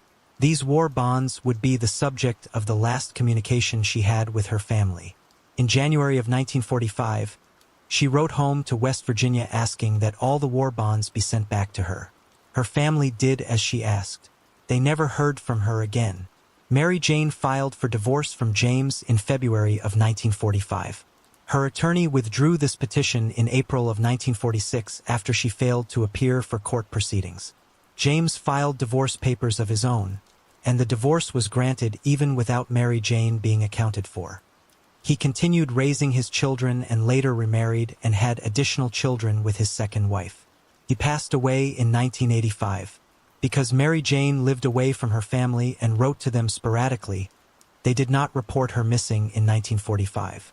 By 1949, however, it was clear that something was wrong. In addition, 1949 was both the year that Mary Jane's oldest child, her daughter Anna May, turned 18, and the year Mary Jane's brother, Lester, returned home after serving in the Navy during World War II. Lester went to the sheriff of Marion County, West Virginia, who then wrote to authorities in Ohio. Anna May also tried to get in contact with her mother's employer but did not hear back from them until May of 1952. They informed her that her mother had left her job at the depot on March 8, 1945, citing added household duties as her reason for leaving her position. Anna May began writing to the Federal Bureau of Investigation in hopes of getting them to help with the search for her mother. She exchanged letters with FBI Director J. Edgar Hoover well into the 1960s, despite his insistence that the FBI did not have the authority to investigate Mary Jane's disappearance and that Anna May would have to rely on the local authorities. In the following decades, Anna May would reach out to the Social Security Administration, the U.S. Treasury Department, and the Ohio State Highway Patrol, trying to find a lead in her mother's case. Decades later, the grandchildren Mary Jane never met would comb through obituaries looking to see if they could find record of her death. In 2004, they were able to get an article about Mary Jane's disappearance published in a newspaper in Plymouth, Ohio. Once DNA came into common use in law enforcement, multiple members of Mary Jane's family submitted samples of their DNA to various organizations in case they could be matched to a set of unidentified remains. Mindy Wilson, one of Mary Jane's granddaughters, reached out to Shelby Police again in October of 2018. The case was then formally reopened and assigned to Detective Adam Turner. Detective Turner grew up living above his family's funeral home, and frequently being around people who were processing grief left him with a strong sense of empathy. He understood that Mary Jane's family was hurting without resolution in her case, despite the amount of time that had passed, and dedicated himself to solving it. Despite the challenges posed by the passage of time, Detective Turner used his own money to pay for trips related to the investigation and appeared on several podcasts on his own time, trying to generate leads. A major avenue of investigation for him was researching unidentified sets of remains to see if any of them could belong to Mary Jane. Over the next few years, Jane Does in multiple states were exhumed so that samples could be taken for DNA testing. None of these Jane Does turned out to be Mary Jane. However, the effort did solve an unrelated disappearance. One of the Jane Does Detective Turner researched was known as the Preble County Jane Doe, whose remains were found in Eaton, Ohio, near the Indiana state line, in May of 1968. The remains were exhumed for testing in late 2019. Initial DNA tests showed that the remains could not belong to Mary Jane, but Detective Turner continued on in hopes of identifying the remains even though they were not connected to his case. He began working with Moxie Forensic Investigations in order to use genetic genealogy to hopefully identify the remains. This effort took 3 years, in part due to pandemic-related delays, but it ultimately revealed that the remains were not those of a woman after all, but of a man named Albert Frost. His remains had mistakenly been identified as those of a woman because he had been very small and thin, and his remains had been badly decomposed and scattered over a large area when they were found. Albert had served in the military, but then turned to a life of crime, allegedly breaking into as many as 100 cars in the town of Hamilton. He moved around a lot, and his family was not always in contact with him, so his disappearance in the 1960s was not necessarily a cause for immediate alarm. He was identified because his great-niece had her DNA profile uploaded to GEDmatch, but she had never even known that he existed until the identification was made. According to Albert's surviving nieces and nephews, the family had heard a rumor that Albert had been beaten to death outside of a bar in Eaton, but the circumstances surrounding his death are still under investigation, with Detective Turner volunteering his time to help. The big break in the case came not from a Jane Doe, but from Mary Jane's complete military file from when she was a civilian employee at the Army Air Force Depot. Detective Turner was able to obtain the file and uploaded it online. Someone he describes as a civilian sleuth who had been following the case brought to his attention a name in the file, Percy J. Sebron. During her time at the depot, Mary Jane had been promoted to high lift fork operator. She had taken over this position from Percy, so he most likely trained her for her new responsibilities. Percy died in Kansas City, Missouri, in 1969 after being hit by a train. A listing on findagrave.com showed that he was buried at New Forest Cemetery in Forest, Louisiana, and listed a woman named Mary J. Sebren, who had the same date of birth as Mary Jane Gilder, as his wife. Mary Sebren died in 1990, and her grave was in the same cemetery. The Sebrens had 2 sons. Both of them had passed away, but Detective Turner was able to get in contact with some of the couple's grandchildren, who provided photographs of and handwriting samples from their grandmother. Forensic analysis showed that the handwriting samples were consistent with known samples from Mary Jane Van Gilder. The Sebrens' grandchildren also provided DNA samples, and when they were compared to samples from Mary Jane Van Gilder's known grandchildren and daughter, it confirmed that Mary Jane Sebren was, in fact, Mary Jane Van Gilder. While Mary Jane used the name Sebren in her new life and she and Percy lived as a married couple, there is no record of them ever being legally married. Mary Jane was also somehow able to get a new social security number for her life as Mary Jane Sebren. Mary Jane's oldest son with Percy was born in December of 1945, 9 months after she resigned from her job at the depot. It appears that once she realized she could be pregnant, she and Percy opted to start a life together immediately rather than wait for the legal proceedings for her to divorce James to be completed. Mary Jane lived most of her second life in Arkansas. This news was, of course, shocking to both of Mary Jane's families. The Van Gilder family obviously felt complex emotions over finally having answers, but also knowing that Mary Jane had departed from their lives willingly and never contacted them again. The Sebren family was shocked that she had such a big secret and was able to keep it for so long. They loved her dearly, and her grandchildren described her as the perfect grandmother. But she seemed to be a perfectly normal woman. She loved to garden and had a particular love for hydrangeas. She was a great cook and made meals for her family.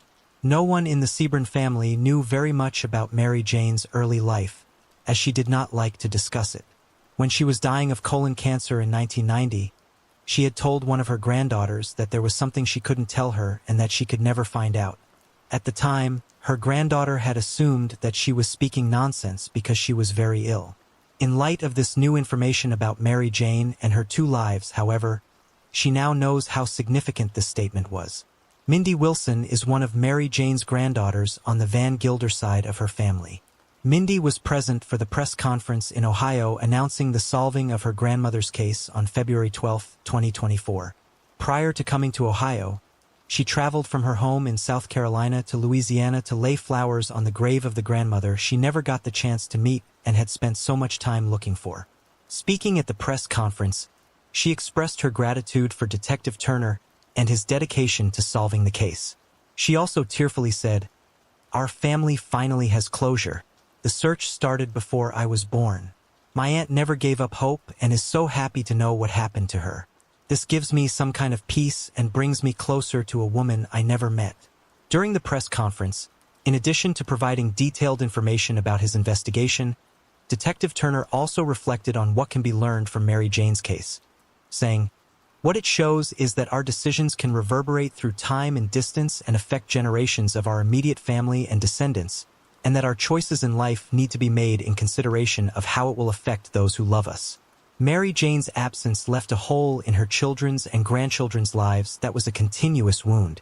Questions will always remain as to why she voluntarily vanished from their lives.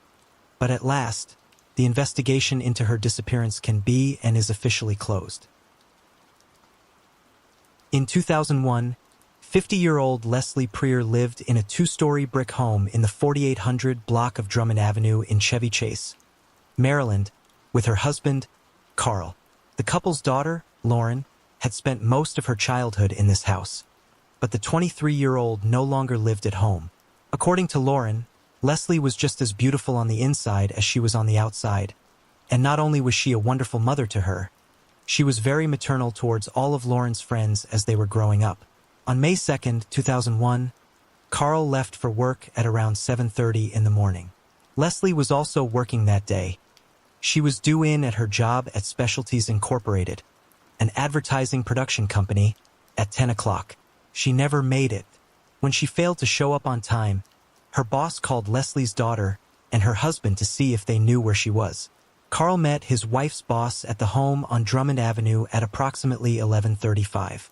When they opened the door, it was immediately apparent that something was wrong. There was blood all over the foyer, a table had been knocked over, and a rug was out of place. Carl went inside to begin calling local hospitals, thinking Leslie had been taken to one. Leslie's boss called 911, and the dispatcher advised them to get out of the house. Police arrived on the scene at 11:47. When they searched the house, they discovered Leslie's body halfway inside the shower in the master bathroom. She was face down with her legs sticking out of the stall. Leslie's autopsy and the forensic examination of the house showed that Leslie had been killed in the foyer, not in the master bathroom. Bruising and hemorrhaging around her neck were consistent with manual strangulation, and bruises on her arms and torso indicated that she had been struck in those spots.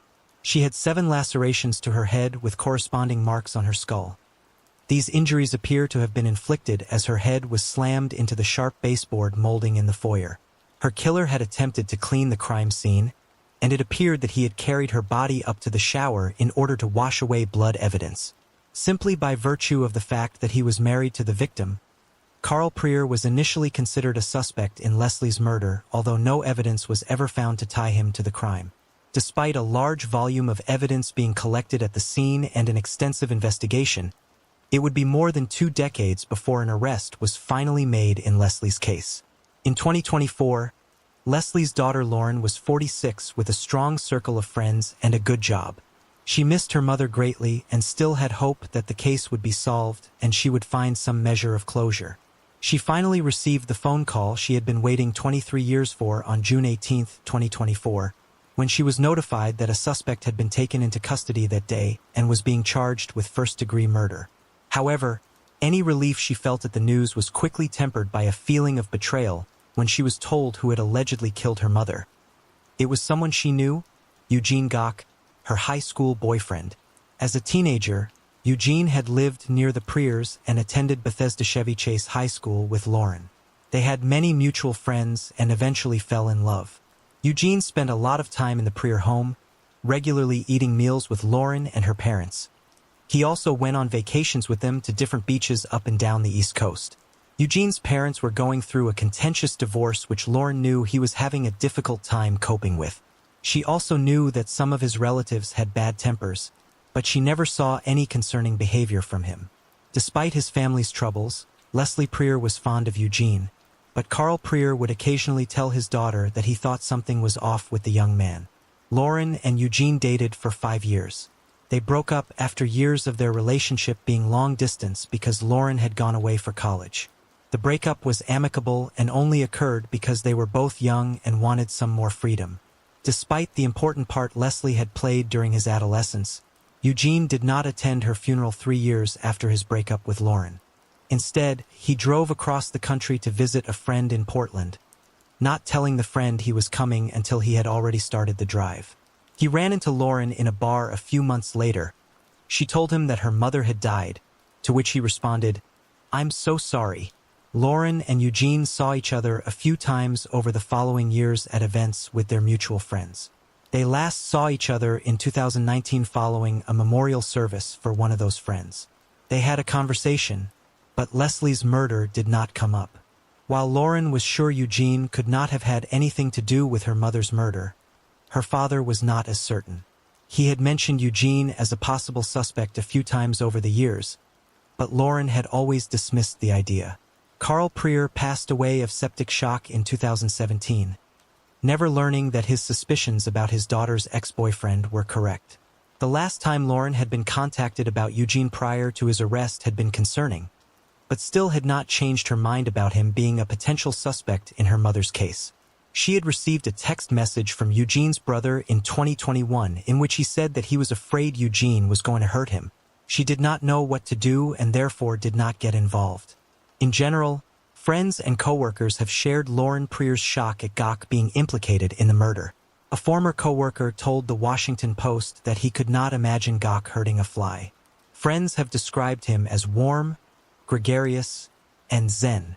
At work, he was known for being introspective and concerned about the culture and community of his workplace. However, at least one person, a former coworker, noted that Gok's kind and calm exterior masked a bad temper and a superiority complex that would be revealed if Gok was ever challenged or questioned. The co-worker told the Washington Post, "Some people are receptive and warm. He does that at first when he meets everybody, but then is a giant condescending prick."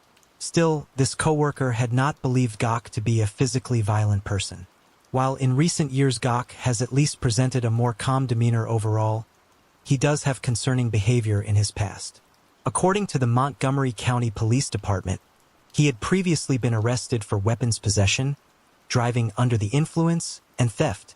He is also listed as a suspect in thefts from residences and burglary in police incident reports. The dates of these offenses have not been released. None of these charges resulted in Gok being required to submit a sample of his DNA. Gok's first marriage ended in divorce in 2015. He was known to have struggled with alcohol abuse during this time. He appears to have gotten sober by 2018, by which time he was regularly talking about attending Alcoholics Anonymous meetings and recommending self-help books to coworkers. Gok remarried, and in 2021, around the time Lauren Prier received the concerning text message from his brother, his second wife filed for an order of protection against him. She alleged that he was displaying erratic and frightening behavior, punching walls and throwing objects. A Montgomery County District Court commissioner denied her petition, stating in a court document that there was no reasonable grounds to believe that abuse as defined in the statute occurred. The couple later divorced. By 2024, Gok had begun dating someone new and was living a comfortable life in Washington, D.C., full of social and cultural events. On June 9th, he was in Dulles Airport to catch a flight to Europe.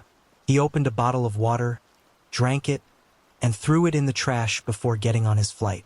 Unbeknownst to him, the bottle was collected by an investigator and tested for DNA.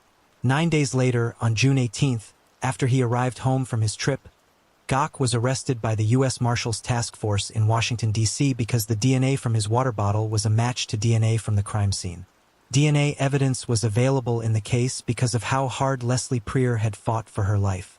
Unknown male DNA was found underneath her fingernails, which presumably was deposited there as she tried to fight off her killer. That DNA was a match to DNA extracted from blood found in 3 other locations throughout the crime scene: under a baseboard beneath a window in the dining room, on the kitchen doorway connected to the dining room, and on the interior side of the kitchen door. In 2022, investigators began using genetic genealogy to attempt to identify the contributor of the unknown DNA. The DNA profile from the crime scene was run through the database of Family Tree DNA, a consumer DNA testing site which allows for use by law enforcement. This resulted in distant matches to numerous individuals, and Gok was one of the surnames that appeared in these results. When police searched the record in Leslie's case for this surname, they found a reference to Eugene Gok. He was in the file because one of his previous neighbors had called in a tip stating that they suspected he was involved in Leslie Prier's murder 9 months after the crime was committed. This was a neighbor who had lived near the Goks at the time of the murder, not far from the Prier home. The neighbor had contacted the police when they had learned that Eugene was connected to Leslie's daughter, Lauren. Eugene and his mother had moved out of the neighborhood approximately 6 months after Leslie was killed, but prior to that, the home had regularly been visited by police due to noise complaints and underage drinking. At the time the tip was made, Gok was not interviewed, nor was a DNA sample collected from him. This overlap between the genealogical search and the case file made investigators confident that Eugene Gok could be a potential suspect, which is what led them to surreptitiously collecting his water bottle and getting a sample of his DNA, which did prove to be a match and led to his arrest. Lauren Prier was present for Gok's first court appearance, supported by 2 longtime friends she and Gok shared. Prior to the court appearance, she told journalist Emily Davies that she wanted to be there because she wanted to see Gok finally be in court and wished she could give him a piece of her mind. Gok has waived his right to a bond hearing. He remains in custody without bond because prosecutors consider him to be a flight risk due to his frequent international travel.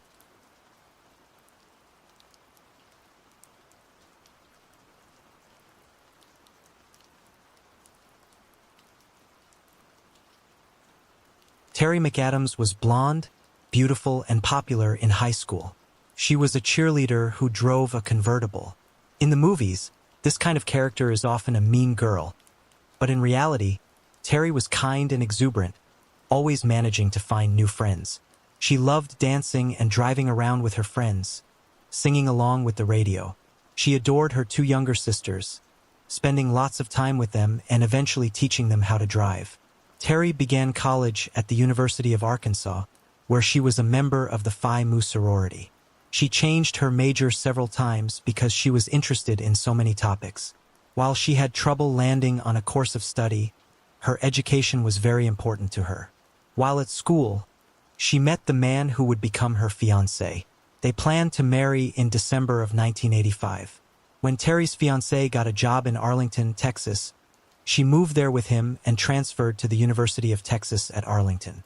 The couple was living in Arlington during a time when numerous young women were going missing or being killed. These crimes ultimately led to authorities investigating the possibility that one or more serial killers were active in the area. When Terry learned of the crimes, she took extraordinary measures to protect herself. She quit her job in the city of Irving because it required her to work late enough that she had to drive home in the dark. She rarely left her apartment after dark, even to go buy groceries. 22-year-old Terry believed that she was safe while not out in public, but that belief was tragically proven wrong. On February 13, 1985, Terry was preparing for Valentine's Day. Her fiancé was out of town, but he would be coming home the following day. Terry was at his apartment making a heart-shaped cake to give him after she picked him up from the airport. After baking the cake, she spoke with her sister on the phone. Sometime after she hung up the phone, someone broke into the apartment using a sliding door in the bedroom. The following afternoon, a maintenance worker from the apartment complex discovered Terry's body. She had been sexually assaulted and beaten to death. It would later be determined that she had been beaten with a blunt object, but that object was not located at the scene. Her $5,000 engagement ring had been stolen. It would be decades before the case would be solved. Police ultimately learned that the killer was someone who had been interviewed very early on in the investigation. On August 14, 2024, Arlington police and the FBI announced that they had identified Terry's killer as Bernard Sharp. Sharp could not be arrested or charged with the crime because he was deceased. Less than 9 months after Terry's murder, Sharp shot 3 people: his wife, one of her friends, and her cousin. He killed his wife and her friend, and the cousin was critically injured. After shooting the 3 of them, he turned his gun on himself and took his own life. Sharp had been interviewed in 1985 during the investigation into Terry's murder, because he was known to have sexually assaulted at least 2 other women, and because he lived near the crime scene. Sharp was tied to Terry's murder through DNA. In 2021, evidence from the case had been sent for forensic testing, which led to the identification of a DNA profile from a then-unknown man. Detective Devin Kofer of the Arlington Police Homicide Unit was assigned to Terry's case in January of 2024. He worked with the FBI in Dallas, who had begun using investigative genetic genealogy in the case the previous August. This effort eventually identified Sharp as a potential suspect. Since he was deceased and could not provide a DNA sample, Detective Kofer contacted his family instead. He traveled to visit a close genetic relative of Sharp. This relative is not being identified to protect their privacy, and the only information made public about them is that they live outside of Texas. This relative provided a sample of their DNA. Testing of this sample confirmed that Sharp would be a genetic match to the crime scene DNA. Terry's parents passed away before her killer was identified, but Terry's 2 sisters, brother-in-law, and stepmother attended the press conference declaring her case closed. Terry's younger sister Karen said during it, "Terry was an amazing girl, beautiful and full of life. She was a friend to everyone. To know her was to love her. As I stand here today, I know that she and my mom and dad are smiling down on this miraculous moment."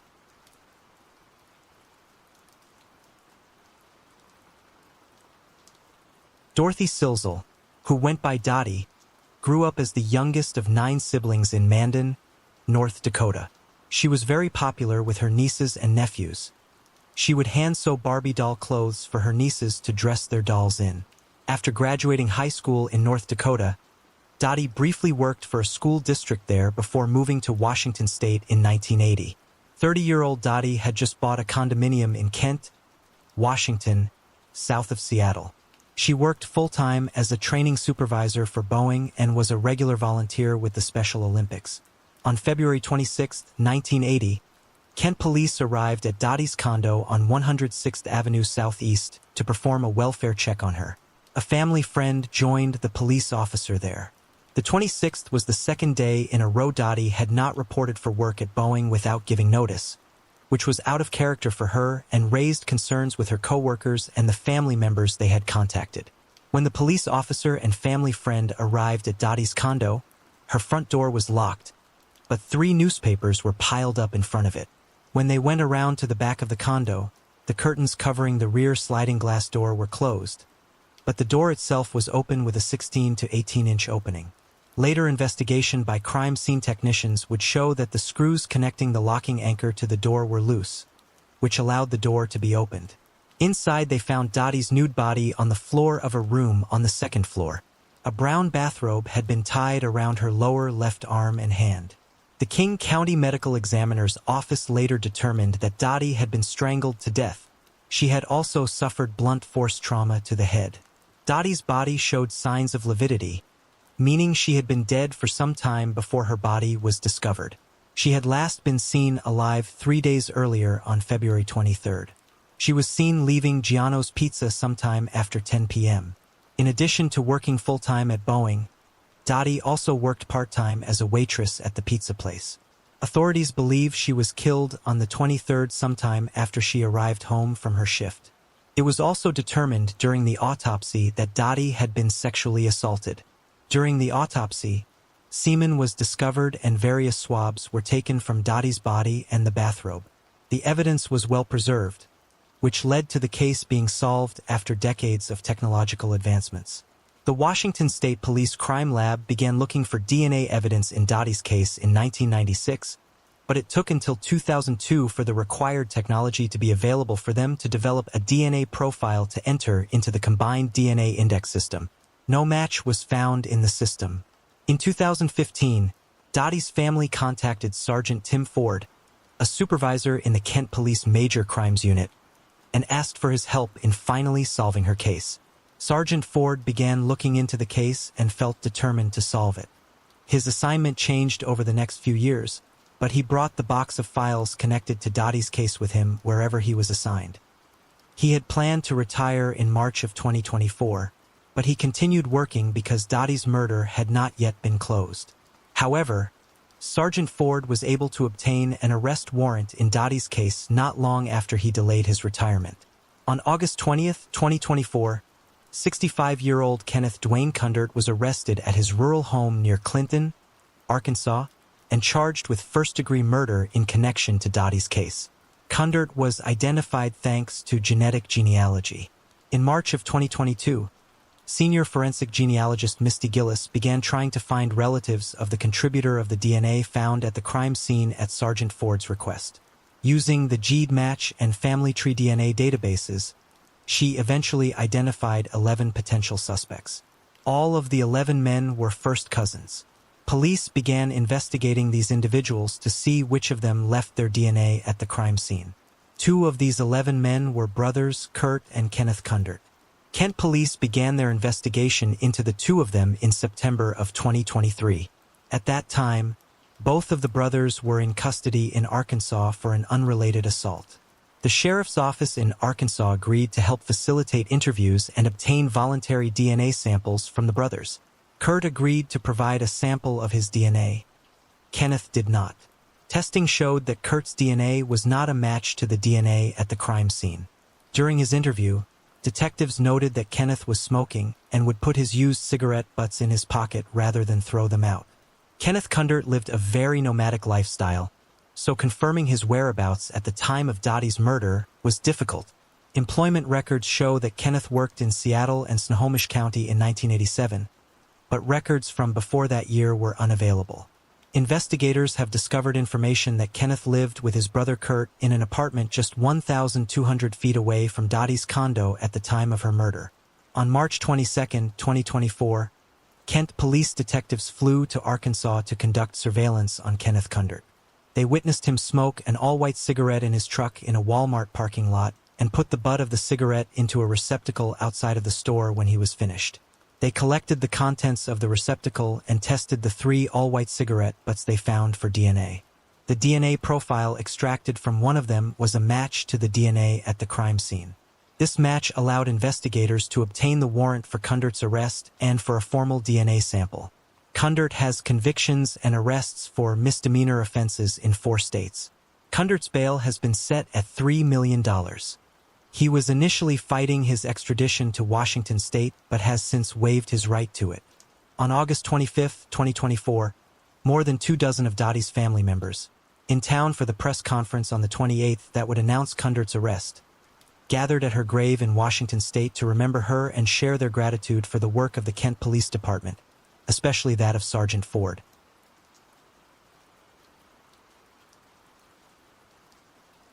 Shannon Daniel Holohan was a man who lived his life with a dual sense of purpose and a reputation for profound kindness. At 31 years old, he had built a stable career as a computer programmer for the Kmart Corporation in Troy, Michigan, a role that required a sharp, analytical mind. However, his life outside of work was defined by a much softer focus. Shannon lived in Grand Blanc with his mother, dedicating his time and energy to her care after she suffered a debilitating stroke. His friends and family remembered him as a kind-hearted, fun-loving individual who balanced his professional responsibilities with a deep-seated devotion to his loved ones. He was a man of habit and reliability, which made the events of late May 1998 all the more terrifying for those who knew him. The alarm was first raised on the morning of May 27, 1998.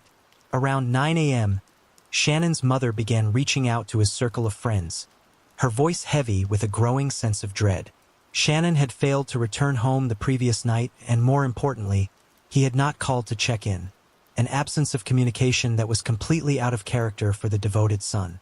That dread was soon echoed by his employer, who called to report that Shannon had never arrived for his shift at the Kmart headquarters. Recognizing that something was terribly wrong, Shannon's friends spent the majority of the day scouring the area, retracing his steps and checking every possible location. Their desperate search came to a haunting end around 5 p.m. when they located him at the Hurley Medical Center. He had been admitted as a John Doe, found unconscious earlier that morning at 8:30 a.m. behind the Empress of China restaurant on Dort Highway in Flint. The restaurant owner had made the grim discovery while arriving for work, finding a man who had been stripped of his dignity and his safety. When Shannon was found, he was only partially clothed, wearing nothing but a t-shirt in the cool morning air.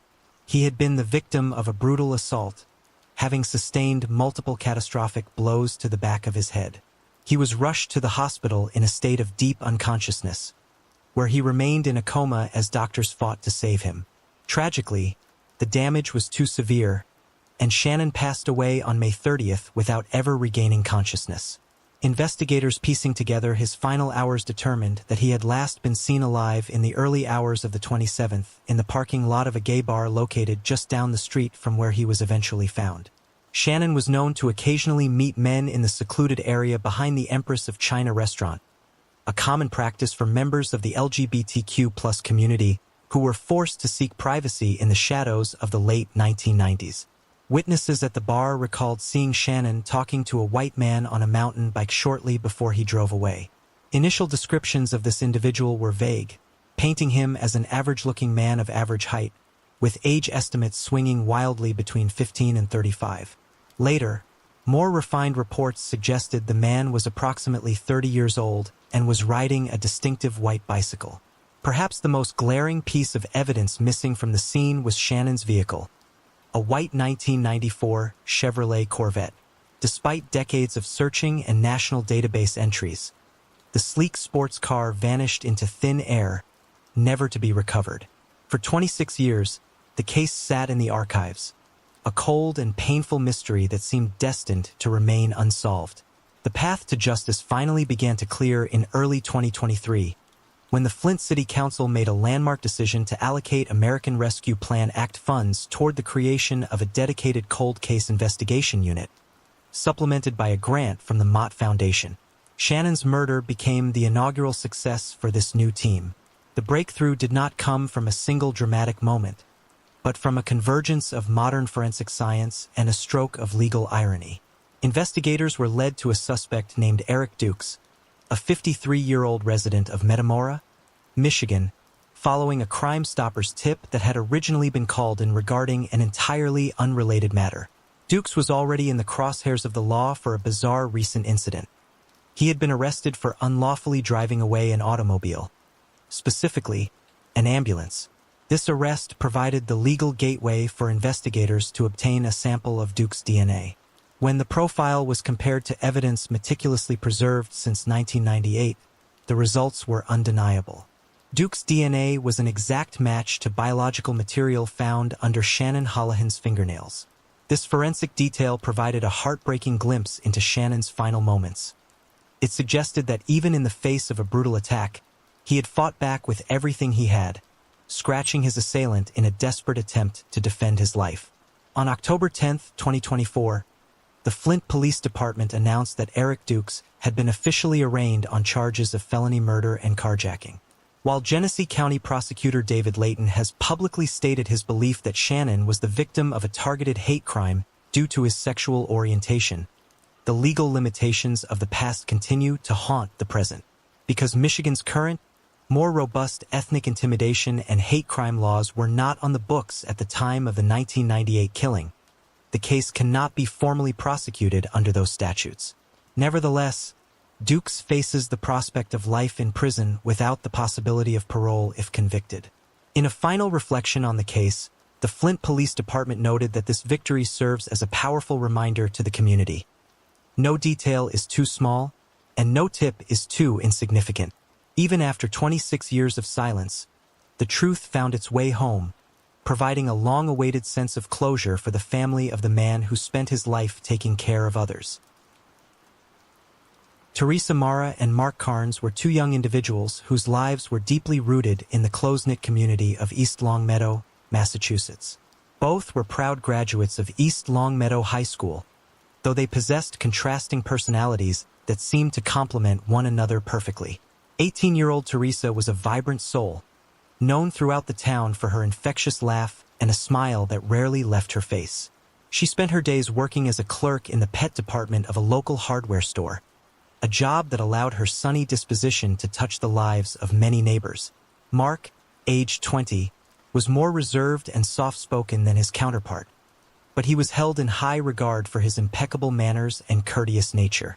He was a hard-working young man, employed at a local car repair shop where he applied his mechanical skills. By late 1978, the two were building a life together, unaware that their promising futures were about to be stolen in a moment of senseless violence. The tragedy began on the night of November 18, 1978. Mark and Teresa had spent the evening socializing with friends at a party, enjoying the typical weekend festivities of young adulthood. Shortly after midnight on November 19th, the couple left the gathering together, heading toward Mark's vehicle. It was the last time anyone would see them alive. Roughly 9 hours later, at approximately 9:30 a.m., the quiet of a Sunday morning was broken when a West Springfield Police Department officer out on a routine patrol noticed something out of place. Parked in a rest area along Route 5 in West Springfield sat a green 1967 Dodge pickup truck. As the officer approached the vehicle, he noticed that the driver's side window had been shattered. A closer inspection revealed a horrifying sight. Blood was spattered both inside and outside the truck. The officer's dread was confirmed when he stepped over a nearby guardrail and discovered the bodies of Teresa Mara and Mark Carnes. The investigation that followed painted a grim picture of their final moments. Both Teresa and Mark had been shot multiple times at close range. Ballistics experts and detectives theorized that the couple had been ambushed and killed while sitting inside Mark's truck, after which their bodies were callously dragged from the vehicle and discarded over the guardrail. Every projectile recovered from the scene and during the subsequent autopsies told the same story. They had all been fired from a single weapon, a firearm chambered in .38 caliber. A local resident living near the rest area provided a crucial time marker. reporting to police that the sound of gunshots had echoed through the morning air around 4 a.m. However, the most significant piece of evidence was a silent, biological witness left behind on the vehicle. A single, bloody fingerprint pressed against the passenger side vent window. For decades, that fingerprint became a symbol of both hope and frustration for the Hampton District Attorney's Office. It did not belong to Mark, nor did it belong to Teresa. It was a clear signature of the killer. Over the ensuing 46 years, investigators demonstrated incredible tenacity, manually comparing that lone print to more than 70,000 sets of fingerprints held in local, state, and federal archives. Even with the advent of the Massachusetts Automated Fingerprint Identification System, AFIS, the search yielded nothing but digital dead ends. The families of the victims grew older, and the parents of both Mark and Teresa eventually passed away, never knowing the identity of the person who had taken their children. The case was a shadow over East Long Meadow, a cold case that many feared would never be resolved. The silence was finally shattered in the fall of 2024 through an unexpected act of conscience. An individual contacted the Hampton District Attorney's Office with a name that had been whispered to them by a friend who had since passed away, a secret kept for decades that finally surfaced after the original confidant was gone. This tip pointed investigators toward a man who had lived in Springfield at the time of the murders. Digging into his history, detectives discovered a crucial administrative link. The man had submitted his fingerprints as part of a routine application for a taxi cab license in the year 2000. When forensic experts compared the 2000 taxi application prints to the 1978 crime scene evidence, they found a definitive, undeniable match to his left thumbprint. Further investigation revealed that just 1 month before the murders, this individual had been a licensed gun owner who purchased a Colt handgun, a weapon consistent with the .38 caliber ammunition used in the killings. This overwhelming forensic connection led to the immediate filing of a 2-count murder complaint and the issuance of an arrest warrant on October 29, 2024. The following day, law enforcement moved in on 71-year-old Timothy Scott Jolie at his residence in Clearwater, Florida. On November 5, 2024, Jolie appeared before a circuit judge in Pinellas County, where he waived his right to fight extradition, signaling his upcoming return to Massachusetts to face the charges. While Mark and Teresa's parents did not live to see this day, their siblings and extended family members filled the room during the press conference announcing the arrest. For those who remembered the cheerful girl with the infectious laugh and the courteous young mechanic, the arrest of Timothy Scott Jolie was a monumental step toward a justice that had been delayed for nearly half a century. The unknown fingerprint finally had a name, and a decades-old wound in the heart of Massachusetts began the long process of finally closing.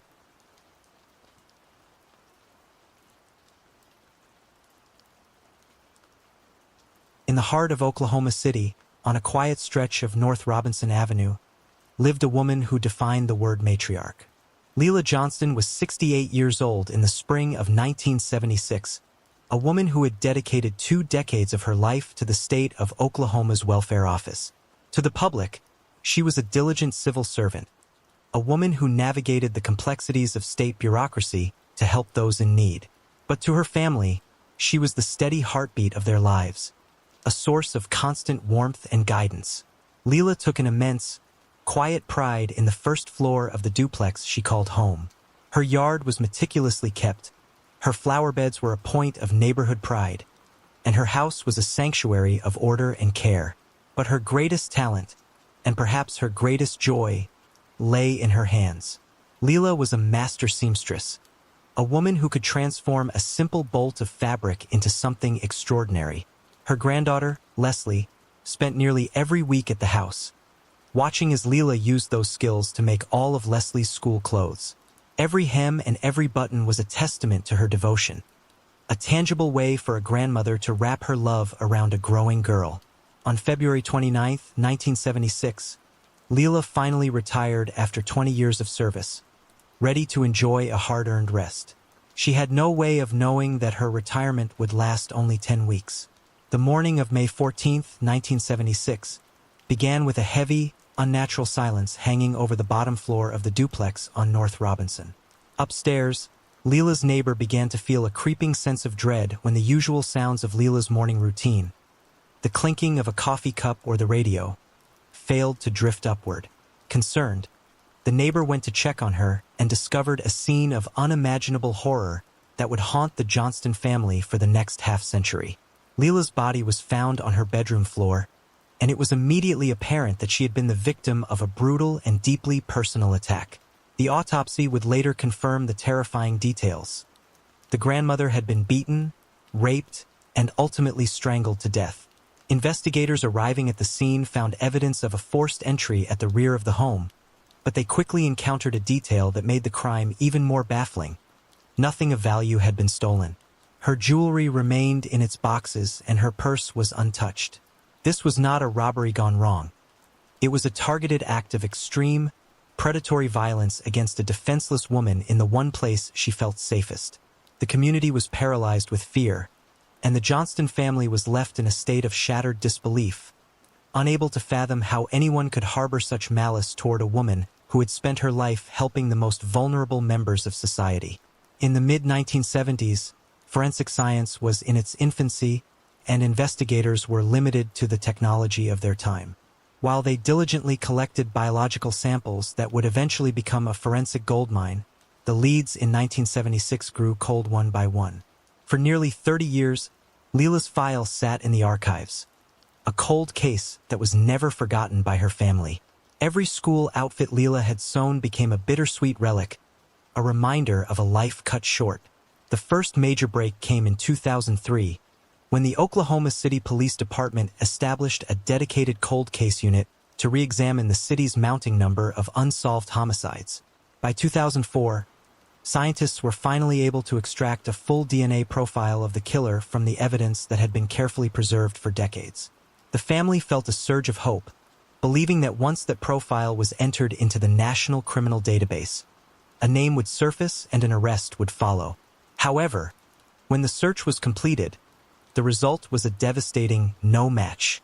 The killer had seemingly vanished from the system, leaving the Johnston family to wait through another 20 years of silence and uncertainty. The final chapter of the investigation began when the cold case unit took a leap into the modern frontier of forensic genealogy, partnering with DNA Labs International and expert genealogist Allison Martin-Kensky. This process didn't look for the killer directly in criminal databases. Instead, it searched for the killer's relatives through public ancestry sites. By building a massive family tree in reverse and navigating through distant cousins and long-dead ancestors, the team narrowed their focus to one specific family branch in Oklahoma. On December 5, 2024, nearly 50 years after the crime, the department finally announced that the killer was Charles O. Droke. At the time of the murder, Droke was 28 years old, a local predator who had been hiding in plain sight. However, as police prepared to serve justice, they discovered that the universe had already intervened. Charles Droke's life had ended in a manner as violent as the way he lived it. In 1989, he was shot in the head and killed by his own brother Edwin Droke during a heated argument. Edwin claimed he acted in self-defense, but he was convicted of murder and sentenced to death, only to commit suicide in his cell just 2 days later.